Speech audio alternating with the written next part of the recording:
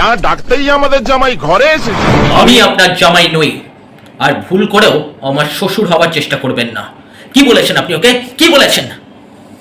10 মিনিটের জন্য যদি আমি ভুলে যাই যে আপনি আমার বাবার বন্ধু, তাহলে আপনার কপালে অনেক দুঃখ আছে।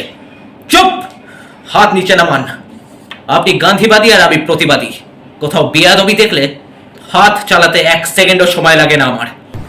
এ কি অসভ্যতা ইন্দ্র? উনি তোমার বাবার মতো। হ্যাঁ, আর সেই কারণেই এখনো পর্যন্ত উনাকে আমি তেমন কিছু করিনি। আপনার স্বামী নিজের মেয়ের বয়সে একটা মেয়েকে নোংরা ভাষায় কথা বলে তাকে অপমান করেছে। আমি লিজাকে কোনোদিনও বলিনি যে আমি ওকে বিয়ে করতে চাই। আমাদের মধ্যে তেমন কোনো সম্পর্কও নেই, সেটা লিজাও খুব ভালো করে জানে। আর এই যে আপনার এই চেকটা আপনি আপনার কাছেই রাখুন, আপনার মেয়ের বিয়েতে কাজে লাগবে। ও আমাকে অনেক বিশ্বাস করে আমার কাছে এসেছে, আর সেই বিশ্বাসের যদি কেউ অসম্মান করে, তার সম্মানের ছিটে ফোটাও আমি বাঁচিয়ে রাখবো না। আর হ্যাঁ, আজকের পর থেকে আমার বাড়ির ত্রিসীমানাতে আপনাকে যেন আর না দেখি।